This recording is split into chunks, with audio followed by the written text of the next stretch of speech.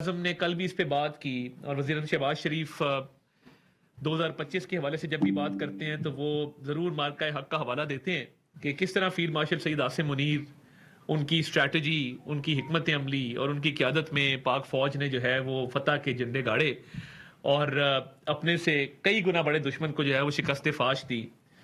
اور جس طرح ہماری ایئر فورس نے دشمن کے جہاز گرائے، اس پہ تو اب انٹرنیشنل سرٹیفیکیشن ہو چکی ہے، بین الاقوامی سطح پہ ان جہازوں کی بات ہوتی ہے کہ 7 جہاز جو ہیں وہ گرائے گئے. تو میں سمجھتا ہوں کہ یہ 2025 جو تھا، جہاں وہ ملٹری مائٹ کا سال تھا اور ایک عسکری برتری ہمیں حاصل ہوئی، تو الحمدللہ وہاں پہ معیشت کی بحالی کا بھی سال تھا.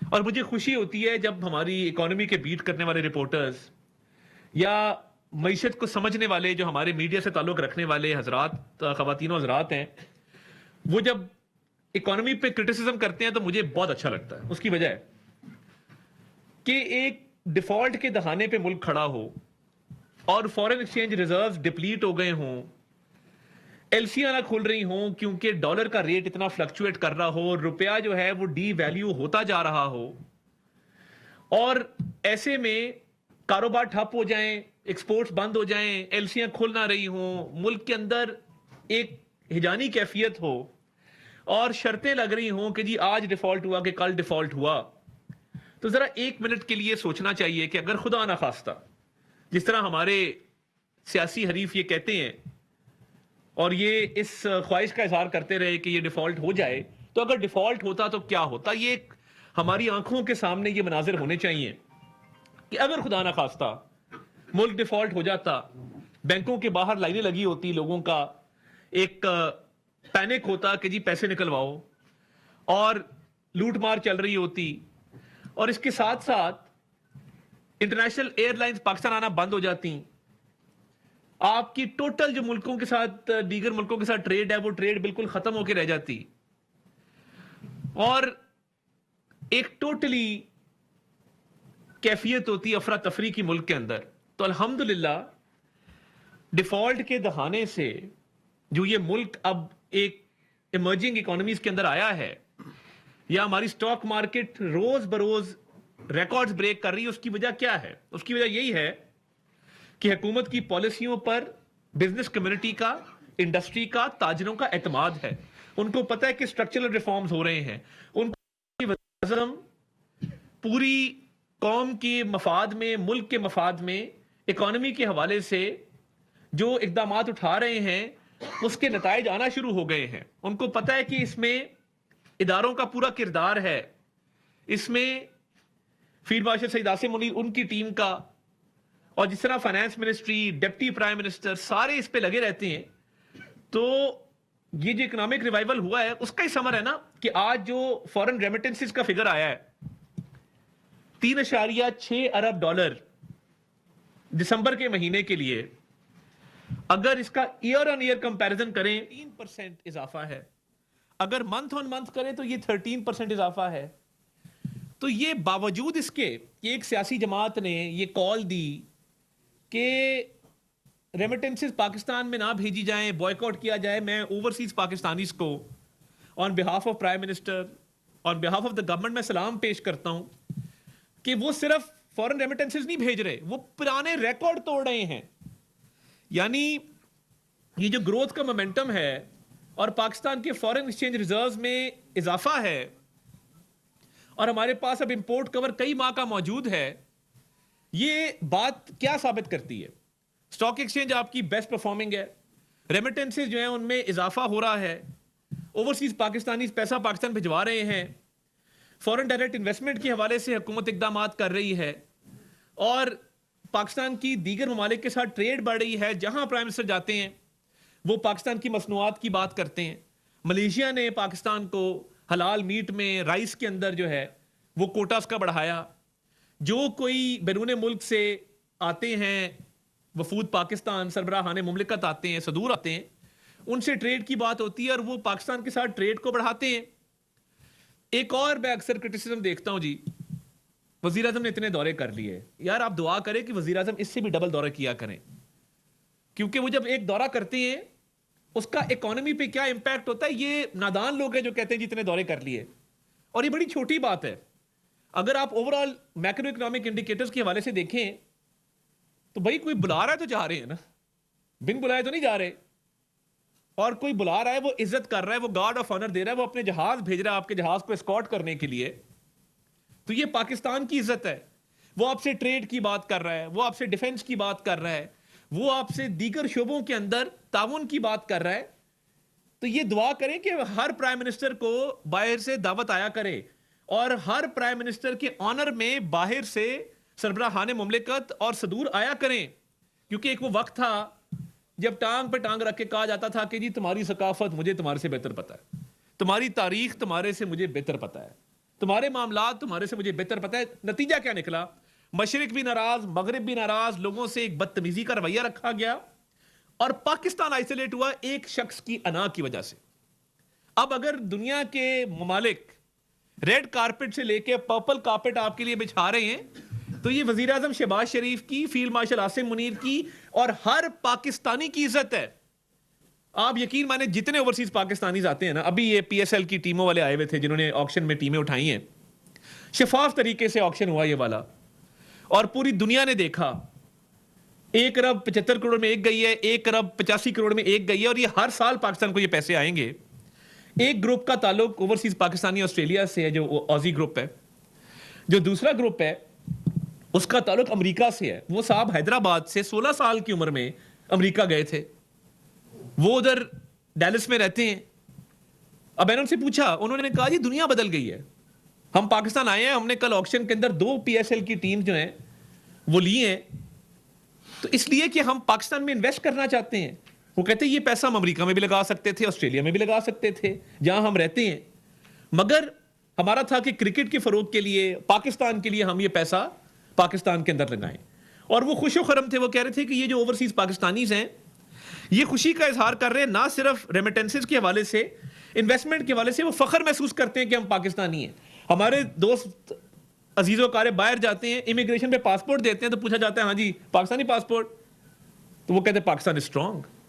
امیگریشن پہ ان کو ایسا ویلکم ملتا ہے کہ لوگ انہیں کہتے ہیں کہ جی آپ کا ایک ایسے ملک سے تعلق ہے جس کو ہم عزت کی, قدر کی نگاہ سے دیکھتے ہیں.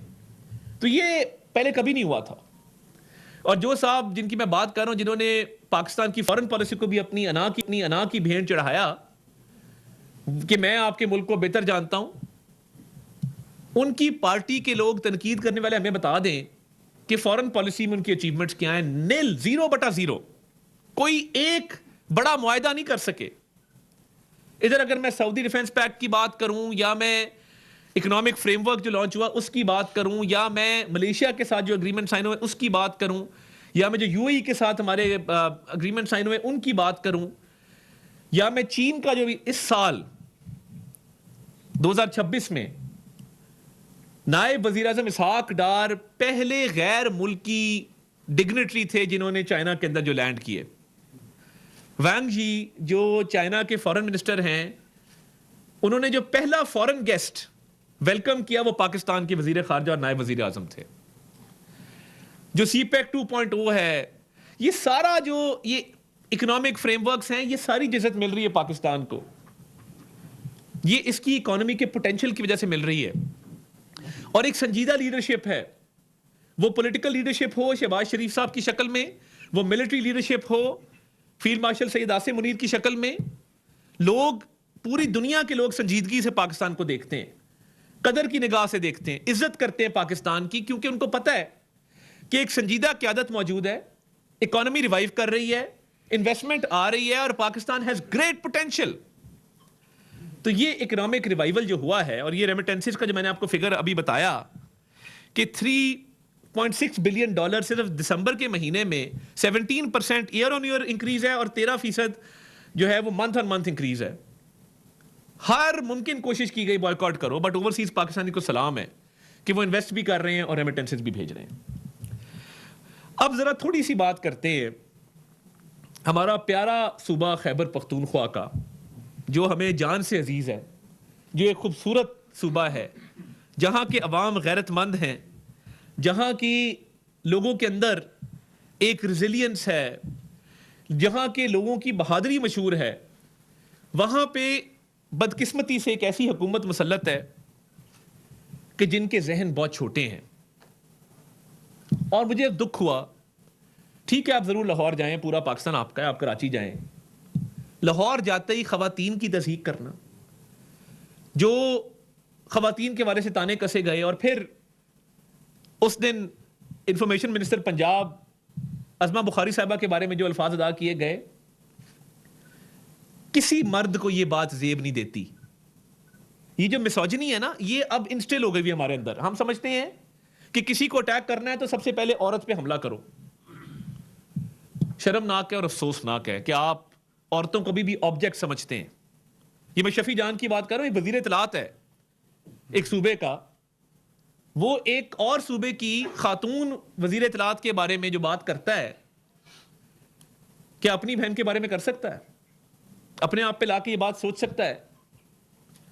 اور خواتین کو ٹارگٹ کرنا, یہ بزدل لوگ ہیں. ان کی میں آپ کو بزدلی کا میں آپ کو اگر بتانا شروع کروں کہ یہ کتنے بزدل ہیں, آپ شرما جائیں گے کہ یہ ان لوگوں کے پاس حکومت ہے خیبر پختونخوا کی.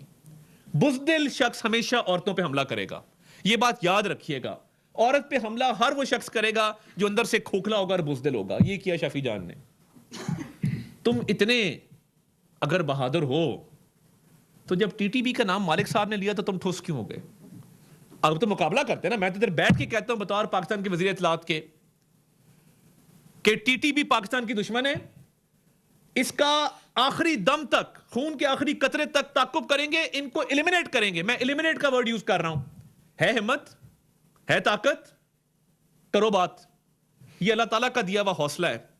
یہ وہ کانفیڈنس ہے جو ہمیں افواج پاکستان کے اوپر, سیکیورٹی ایجنسیز کے اوپر اور اپنے ان جوانوں کے اوپر ہے جو صبح گھر سے نکلتے ہیں تو جان ہتھیلی پر لے کر نکلتے ہیں کہ پتہ نہیں واپس لوٹنا بھی ہے کہ نہیں. جن کی مائیں, جن کے گھر والے ان کو رخصت کرتے ہوئے یہ دعا کے ساتھ بھیجتے ہیں کہ بیٹا دشمن کا مقابلہ کرنے جا رہے ہو, خوش قسمت ہوئے تو شہید ہو کے واپس آؤ گے اور جھنڈا گھر آئے گا اور وردی گھر آئے گی. ایسے لوگ پاکستان میں موجود ہیں. مگر آپ کا کیا کردار ہے خیبر پختونخوا کی حکومت کا؟ تانے کستے ہیں تو خواتین پہ کستے ہیں. ہمارا کلچر ہے, میرے گاؤں میں قتل کی دشمنی ہو اور مقتول پارٹی کی کوئی خاتون چل کے قاتل کے گھر آ جائے تو ہم قتل معاف کر دیا کرتے ہیں. یہ ہمارا کلچر ہے.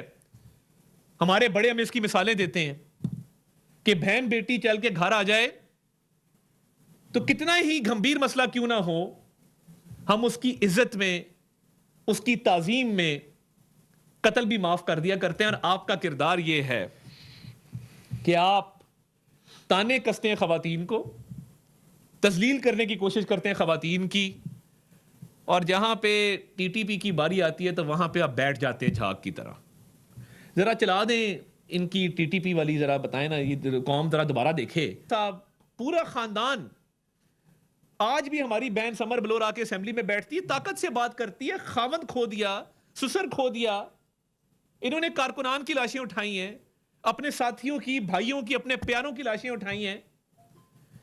یہ بزدلی پتہ ہے کیوں ہے؟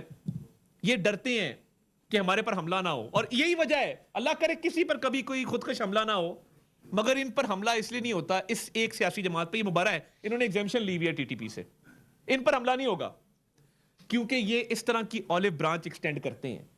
یہ دہشت گردوں سے کانفیڈنس بلڈنگ میجرز کرتے ہیں, یہ ان کی سہولت کاری کرتے ہیں, یہ ان کو پناہ گاہیں دیتے ہیں, یہ ان کو واپس لے کر آتے ہیں اور بساتے ہیں.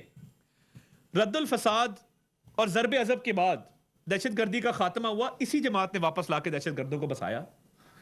ان کا لیڈر کہتا تھا دہشت گردوں کو شہید. اس کے اکاؤنٹ سے فیلڈ مارشل کے لیے, فوج کے لیے تو تنقیدی بیانات آئیں گے. اینابل گولڈ سمتھ مرتی ہے تو اتنے بڑے بڑے قصیدے لکھے جاتے ہیں, مگر پاک فوج کے کسی جوان کے لیے, کسی میجر عدنان کے لیے, کسی لانس نائک محفوظ کے لیے کبھی آپ کو ایک لفظ ان کے اکاؤنٹ سے وہ نظر نہیں آئے گا. کسی سیکیورٹی ایجنسی کے کسی اہلکار کے لیے نظر نہیں آئے گا, کیونکہ ایک ایجنڈا ہے. ڈرتے ہیں, گھبراتے ہیں, ان کو واپس لا کے بسایا. آج جو قوم خمیازہ بھگت رہی دہشت گردی کا, اس کے پیچھے کون ہے؟ اس کے پیچھے یہ تحریک انتشار ہے جو ٹی ٹی پی کا سیاسی ونگ ہے. مجھے کوئی اور نہیں کہنے میں کہ P T I T T P کا سیاسی ونگ ہے, اور یہی وجہ ہے کہ ان کے ترجمان بھی ٹی ٹی پی کے خلاف بات کرنے سے گھبراتے ہیں. یہ ہے ان کی بہادری اور یہ ہے ان کا حوصلہ. ابھی کسی خاتون کے بارے میں کہو گے یوں فر فر فر فر کر کے اس پہ تانے کسیں گے, غلاظت جو ہے وہ ان کے منہ سے نکلے گی اور بلو دا بیلٹ بات کریں گے. مگر جب ٹی ٹی پی کی بات ہے کہ دہشت گرد ہے نا, اس کے پاس اسلحہ ہے, خاتون کے پاس تو اسلحہ نہیں ہوتا, تو خاتون کے پاس اسلحہ نہیں تو خاتون کو ٹارگٹ کر لو. یہ سوچ ہے نا, مسوجنی اسی کو کہتے ہیں. بٹ کیونکہ دہشت گرد کے پاس اسلحہ ہے تو بھائی خاموش یار, ٹی ٹی پی میں اچھے لوگ بھی ہیں. تم کہہ دو, میں کنڈیم کرتا ہوں, نہیں ٹی ٹی پی میں اچھے لوگ بھی ہیں, چلو مجھے تم 10 اچھے لوگوں کا نام بتا دو جن کا تعلق ٹی ٹی پی سے. چیلنج ہے, نیم 10 people from T T P جو پرو پاکستان ہے اور جو ابھی بھی پاکستان کی محبت میں جن کی خدمات ہیں, بتا دو. یہ ان کے حالات ہیں کہ یہ اندر سے اتنے کھوکھلے ہیں. اچھا اب گورننس کی بات کرتے ہیں. وفاق میں, پنجاب میں, سندھ میں, بلوچستان میں آپ کو ایفرٹ نظر آئے گی گورنمنٹس کی طرف سے. اسکول, کالج, اسپتال, یونیورسٹیاں بن رہی ہیں, الیکٹرک بسز چل رہی ہیں, بس سٹاپس بن رہے ہیں ماڈرن, جدید ترین آئی ٹی کے ادارے بن رہے ہیں, بیوٹیفیکیشن ہو رہی ہے, پارکس بن رہے ہیں, ہر شعبے کے اندر ترقی ہے. ایک صوبہ جدھر 12 سال سے ایک سیاسی جماعت کی حکومت ہے, گورننس زمین بوس ہو چکی ہے. وہ کلپ چلائیں جہاں پہ انہوں نے جو ہے صرف انہوں نے یہ نہیں کہا کہ مزار قائد بھی ہم نے بنایا تھا اور مینار پاکستان بھی ہم نے بنایا تھا, باقی انہوں نے تو کہہ دیا, چلے دیکھ لیتے ہیں نا. اب میں نے آپ کو پہلے بتایا کہ یہ کتنے کھوکھلے اور کتنے بزدل, اینڈ دے آر کاورڈز بیسکلی, یہ کاورڈ ہیں. کو بھی زحمت دوں گا کہ وہ بھی اپنے خیالات کا اظہار کریں, مگر مجھے یہ بتائیں, ایک شخص جو کہہ رہا ہے کہ لیڈی ریڈنگ ہاسپٹل بھی جو ہے طریقے انصاف نے بنایا ہے, میری اب ہنسی نہیں رک رہی, میں کیا کروں. پارٹیشن سے پہلے کا ہاسپٹل ہے, حیات آباد میڈیکل کالج بھی طریقے انصاف نے بنایا ہے. اب دیکھیں, پہلے میں نے آپ کو بتایا کہ بزدلی اور کاورڈس جسے کہتے ہیں وہ کوٹ کوٹ کے بھری ہوئی ہے. اب آئیں یہ ڈیولپمنٹ کی طرف. آپ لاہور جاتے, کاش آپ ایک پورا کتابچہ پریزنٹیشن لے کے جاتے لاہور, اور لاہور میں وزیر اعلیٰ پنجاب مریم نواز صاحبہ کو بتاتے کہ میں وزیر اعلیٰ خیبر پختونخوا ہوں, سہیل افریدی, یہ میرا ویژن ہے اگلے سال کے لیے, یہ میں 2 آئی ٹی یونیورسٹیز بنا رہا ہوں, ایک پشاور میں بناؤں گا, ایک ساؤتھ کے پی میں بناؤں گا. یہ میں پی کے ایل آئی سے سیکھنے آیا ہوں کہ میں نے Pakistan kidney and liver institute کی ایک فلٹر ہاسپٹل میں نے پشاور میں بنانا ہے. یہ میں دیکھنے آیا ہوں کہ پنجاب آئی ٹی بورڈ کیسے کام کرتا ہے.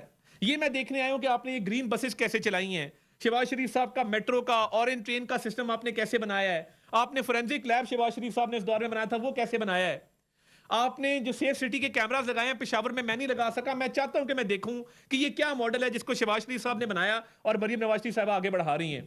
کاش آپ سندھ جاتے تو ان کے ہیلتھ کے نظام کو اسٹڈی کرتے اور آپ مراد علی شاہ صاحب کو اور شرجیل میمن کو کہتے کہ جی ہم اسٹڈی کرنے آئے ہیں اور یہ ہمارا ویژن ہے, آؤ بیٹھو. نعرے لگانا, میرے ہاتھ میں قلم ہے, حبیب جالب کا اسپیلنگ بھی نہیں آتے اور شعر بڑے بڑے پڑھ رہے ہیں. نہیں تو مجھے یہ بتا دینا تمہارے ہاتھ میں کون سا قلم ہے. یہ اسکالر ہے, دیکھیں نا, میرے ہاتھ میں قلم تو صافی بات کرتا ہے, لکھاری بات کرتا ہے, ادیب بات کرتا ہے, شاعر بات کرتا ہے کہ میرے ہاتھ میں قلم ہے, میرے ذہن میں اجالا. تمہارے ہاتھ میں کون سا قلم ہے؟ کس نے یہ قلم دیا تمہیں؟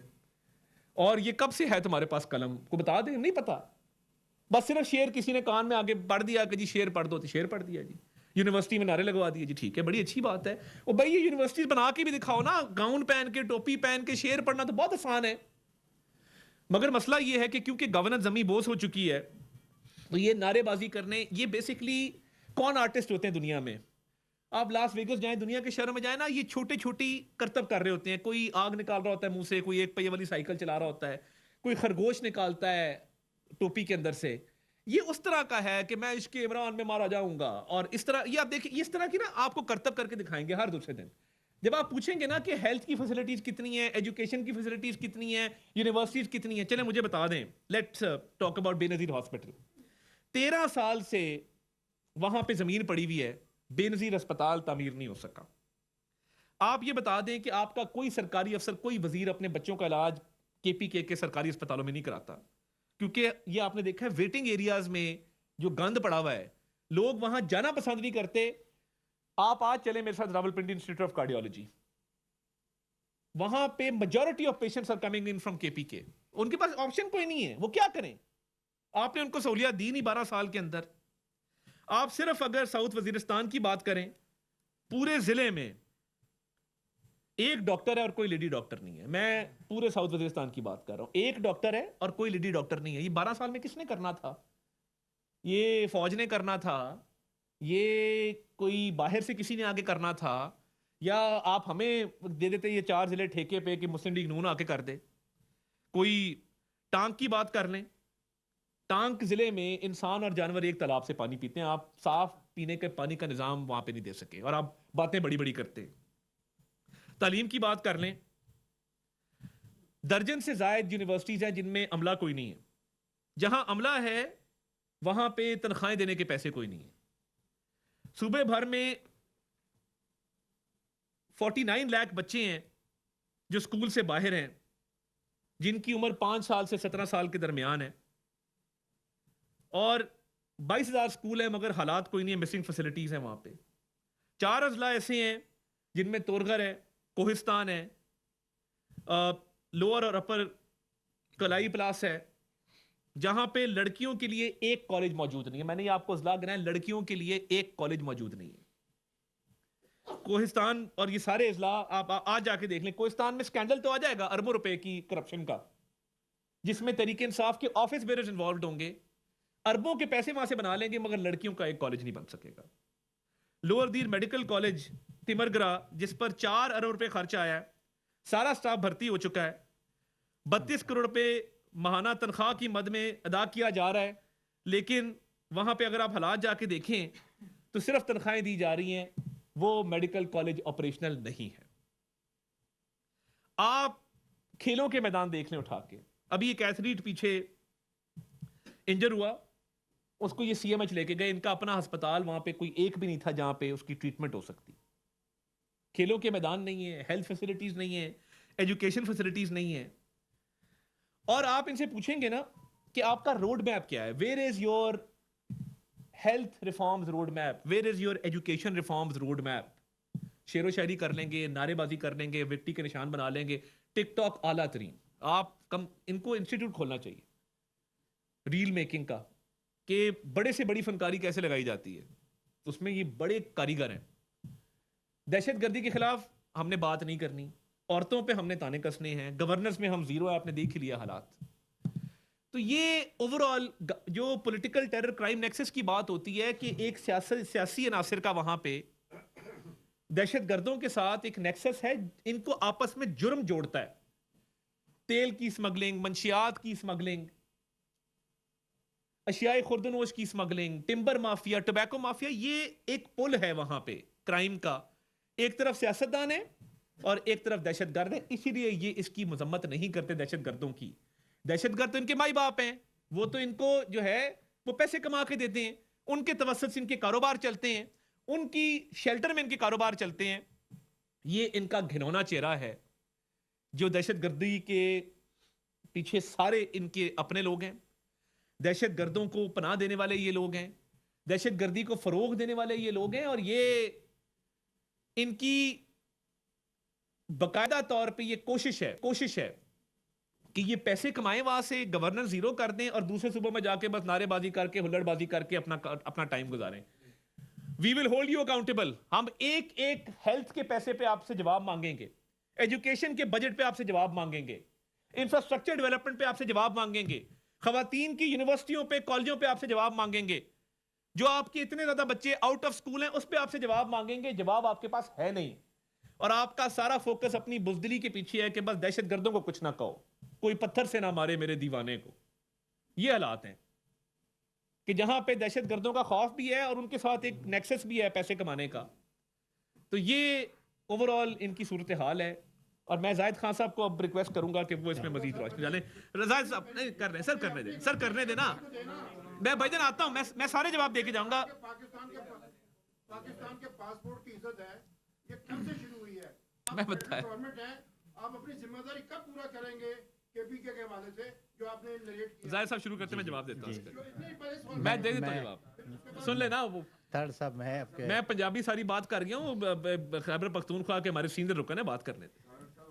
بہت بہت شکریہ طارق صاحب نے آپ کا، کیونکہ آپ نے مجھے بلایا، اور میں یہ تو بہت سارے ساتھی ایسے ہیں کہ میں جانتا ہوں، 34 سال میں ان کے ساتھ رہا ہوں، اور جو جونیئر ہے وہ تو بھی جانتا ہوں، اور سینئر تو خیر میرے ساتھ میں بھی اکٹھے رہے. بہت مشکور ہوں میں آپ کا. اور چونکہ ہمارے خیبر پختونخوا کی بات زیادہ اہمیت اس وقت اس لیے لگ رہی ہے کہ وہاں پہ ایک ایسا حکومت کی جو 12 سال سے ہے، انہیں 12 سال سے وہ حکمرانی کر رہے ہیں. میں پاکستان کا کوئی بھی تحریک جو بھی ڈکٹیٹر کے خلاف چلا یا سول گورنمنٹ کے خلاف چلا، اس کا میں حصہ رہا ہوں. میں نے آج تک یہ نہیں دیکھا کہ کوئی چیف منسٹر تحریک چلاتا ہو. یہ میں نے انہونی بات دیکھی ہے. مجھے تو حیرت ہوتی ہے، بھائی پارٹی آپ کا کہاں گئی؟ تحریکیں تو پارٹی سے چلاتے ہیں، اور وہ لاؤ لشکر لے کے تو طارق صاحب آپ اس سے یہ توقع رکھیں گے کہ وہ ہماری یونیورسٹی بنائے گا، اسپتال بنائے گا، تو پھر یہ خرچ کون کرے گا؟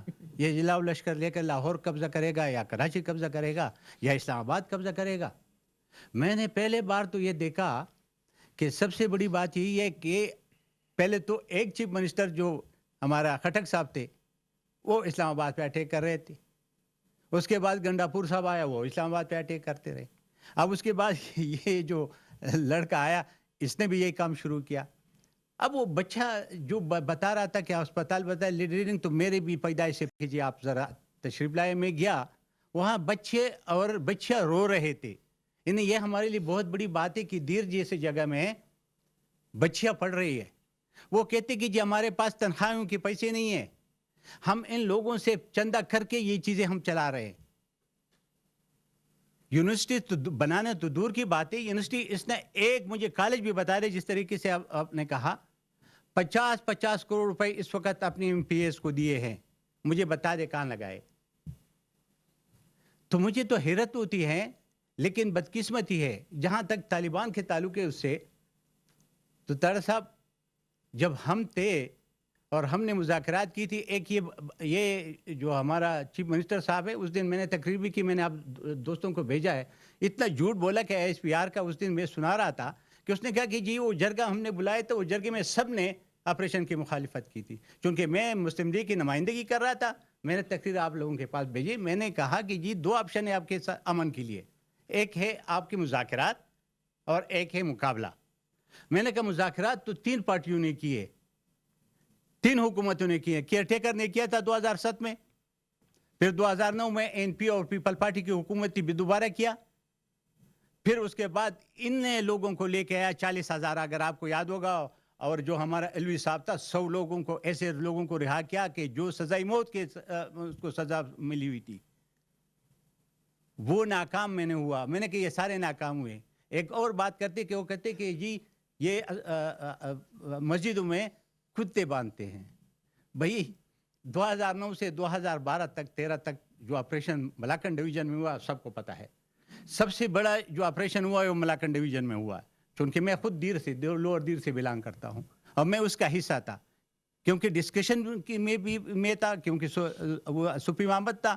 وہ ساری جو ڈائلاگ تھی یا جو مذاکرات تھی اس میں تھا، ایگریمنٹ میں بھی میں تھا. تو میں نے اس آپریشن کو تو دیکھا ہے. اس آپریشن میں تو ہر شام یا دوسرے ہفتے میں ایک دفعہ ایف ایکس کمیٹی کے وہ کہہ رہے تھے کہ جی بند کمروں میں ہوتے. تو میں نے اسے کہا کہ ایف ایکس کمیٹی ہوتی ہے، اس میں سارے بیٹھتے ہیں، آپ جتنے مرضیوں کو لے جائے، کور کمانڈر بیٹھا ہوتا ہے، اور اس میں یہ ڈسکس ہوتی ہے کہ جی آپ نے اس جگہ پہ جو آپریشن کیا یہ ٹھیک ہے یا غلط ہے، تو اب ادھر کیوں نہیں جاتے، اور گورنر اس کو پریزائڈ کرتا ہے. لیکن وہ بچے ہیں. اس نے جو ہمارا صوبے کا جو ستیاناش کر دیا نا، آپ کو یاد ہوگا، اور یہ اس کی لیڈر کی بات ہے. وہ کہتا ہے کہ میں اس لیے یہ کہہ رہا ہوں کہ باقی ساری پارٹیوں کو تو زخم لگی ہے، تو میں پی ٹی آئی کو نہیں مروا سکتا ہوں. وہ یہ کہتا ہے. آپ کو یاد ہوگا جب پہلے 2013 میں حکومت ان کی آئی تو پرویز خٹک کو کہا کہ آپ ان کے لیے آفس، ٹی ٹی پی والوں کے لیے آفس پشاور میں کھلوا دے. یاد ہوگا آپ سب کو. اس کے بعد اگر یہ مذاکرات کی بات کر رہے تھے، جب میاں نواز شریف صاحب کی فیڈرل گورنمنٹ میں آ گئی تو مذاکرات کے لیے ایک بات ہو گئی تھی. بیت اللہ مسعود زندہ تھا. تو بیت اللہ مسعود نے جب اپنی کمیٹی بنا دی تو اس کے سربراہ اس نے کس کو بنایا؟ عمران خان کو. یاد ہوگا آپ سب کو. تو ان کا اس کے ساتھ اتنا نزاکت ہے، وہ کیسے اس کی بات کرے گا؟ اور اس بچے سے اگر پوچھے کہ طالبان میں کتنے گروپ ہے، कौन सा ग्रुप टेररिज्म में शरीक नहीं है, इसको कोई पता नहीं होगा, ये बच्चा है। तो मैं ये कहता हूं कि मैं ज़्यादा आपका टाइम नहीं लेना चाहता हूं, लेकिन मैं इस वक्त ये बात ज़रूर करना चाहता हूं कि आप बताएं मुझे कि ये तारीख, ये क्या रियासत, ये रियासत का हिस्सा नहीं है। एक सूबे का चीफ मिनिस्टर है, ये रियासत का हिस्सा है, एक चीफ मिनिस्टर है। और वो चीफ मिनिस्टर अगर वो मोबिलाइज करते हैं लोगों को रियासत के खिलाफ, तो वो कौन से आइन में इजाजत देता है? अपने माँ बाप का, जिसका भी हो, बहरहाल जिसका भी हो, मैं एक मिनट, जिसका भी हो, लेकिन मैं ये जिसका भी हो, हमें उससे गरज नहीं है, लेकिन हमें इससे गरज है कि हमारा सूबा इस वक्त तकरीबन 13 साल से बर्बाद हो रहा है। कोई काम नहीं है, न एजुकेशन है। आप अस्पतालों में जाए, आपको डिस्प्लिन की गोली भी नहीं मिलेगी। बाकी बात तो छोड़। तो इसलिए मैं और बात नहीं करना चाहता हूँ, लेकिन इतना ज़रूर कहता हूँ कि यहाँ पे जो बातें करते हैं मेरे अपने साहबी भाइयों से, कि उनसे ये सवाल करें कि भई आपने कहाँ यूनिवर्सिटी बनाई, कहाँ अस्पताल बना दिया, कहाँ आपने दवाई किसी को दी है, कहाँ रोड बनाया, तो आपको सब बता देगा। बस मैंने इतना ही बात की। ताहिर साहब और जाहिद खान साहब, मेरा सवाल ये है कि जिस किस्म के हालात, अब माइक, जिस किस्म के हालात हैं इस वक्त, हम कदरे बेहतर ज़िंदगी गुजार रहे हैं पंजाब में रहने वाले या सिंध में खैबर पख्तूनख्वा के लोगों से। इस वक्त खैबर पख्तूनख्वा की हुकूमत भी अपने अवाम के साथ नहीं है, और अगर हम भी उन मुतासिरा लोगों का, उन परेशान हाल लोगों का तमस्खर उड़ाएंगे, हंसेंगे, मुस्कुराएंगे, तो वो लोग जो अपनी हुकूमत से तंग हैं, वो हमसे क्या मैसेज ले रहे होंगे? वफाकी हुकूमत की जो जिम्मेदारी है, ये खुद से क्यों नहीं वहाँ पर मंसूबे बनाती, ताकि सूबाई हुकूमत अगर नहीं कर रही है तो वफाक अपना पैसा लगाए और लोगों। देखिए बहुत अच्छी बात है, अभी हम हरीपुर से होके आए, लैपटॉप डिस्ट्रीब्यूशन थी, वज़ीर आज़म पाकिस्तान खुद मौजूद थे और उन्होंने मेरिट पे लैपटॉप की डिस्ट्रीब्यूशन की। सूबाई हुकूमत नहीं करना चाहती, ना करे, पंजाब में लैपटॉप्स मिल रहे हैं। सूबाई हुकूमत भी कर रही है, फेडरल गवर्नमेंट भी कर रही है। फेडरल गवर्नमेंट ने चारों सूबों के अंदर, गिलगित बल्तिस्तान, आज़ाद कश्मीर के अंदर लैपटॉप की मेरिट पे जो है वो स्कीम लेके आए हैं, ताकि जो खैबर पख्तूनख्वा के टैलेंटेड स्टूडेंट्स हैं वो इस गैजेट से महरूम ना रहें। CTD की ट्रेनिंग में फेडरल गवर्नमेंट अपना किरदार अदा कर रही है। इसके अलावा जितने वहाँ पे फेडरली फंडेड प्रोजेक्ट्स हैं, हाईवेज हैं, मोटरवेज हैं, अब कल जिस तरह बलूचिस्तान में वो खूनी सड़क है N25, वज़ीर आज़म ने कल उसका जो है वो जाके संगे बुनियाद रखा। तो देखिए जो फेडरल प्रोजेक्ट्स हैं, जो फेडरल गवर्नमेंट का मैंडेट है, फेडरल गवर्नमेंट कर रही है। और देखिए ये बात भी बरूज़े खाते रखें कि जितना मुल्क की सिक्योरिटी के ऊपर बजट रखता है, वो जिस मर्जी फॉर्म में हो, वो फेडरल गवर्नमेंट के चंक में से जाता है। सूबे तो उसमें कोई कंट्रीब्यूशन नहीं करते। सूबे तो यही कर सकते थे ना खैबर पख्तूनख्वा वाले, कि वो CTD फोर्स नहीं खड़ी करते, वो सेफ सिटीज का निज़ाम बनाते, वो फोरेंसिक लैब बनाते। चले आपकी टेरर से दोस्ती है, आप उनको नहीं, उनका खात्मा चाहते, कम से कम क्राइम तो को तो ख़त्म कर देते। मगर क्रिमिनल से भी आपकी दोस्ती है, क्योंकि timber mafia, tobacco mafia, oil mafia, drug mafia सारे आपके दोस्त हैं, सारे आपकी पार्टी में। ये इसलिए वहां पे रिफॉर्म्स नहीं लाना चाहते, बिकॉज ये इसी तरह चलाना चाहते हैं सिस्टम को। फेडरल गवर्नमेंट की जिम्मेदारी है और हम अदा करते रहेंगे जिस हद तक भी हो सकेगा, और इंशाल्लाह ताला इस पे पूरा फोकस रहेगा। मगर कहीं पे हम इनके रोल को ओवरस्टेप नहीं करना चाहते कि जहां पे इनको ये लगे कि कॉन्स्टिट्यूशनली हमने इनके रोल को ओवरस्टेप किया है। जी एनी शराजी साहब, दो सवाल हैं। पहला ये कि आपने तहरीक तालिबान पाकिस्तान की, दो सवाल हैं। पहले आपने तहरीक तालिबान पाकिस्तान का जिक्र किया। 2020 में उस वक्त के जो वज़ीर दाखिला थे, उन्होंने साबिक तर्जुमान तहरीक तालिबान पाकिस्तान एहसानुल्लाह एहसान के भाग जाने का या चले जाने का कस्टडी से, मिलिट्री कस्टडी से उसका उन्होंने इंकशाफ किया या रिपोर्ट्स कंफर्म की।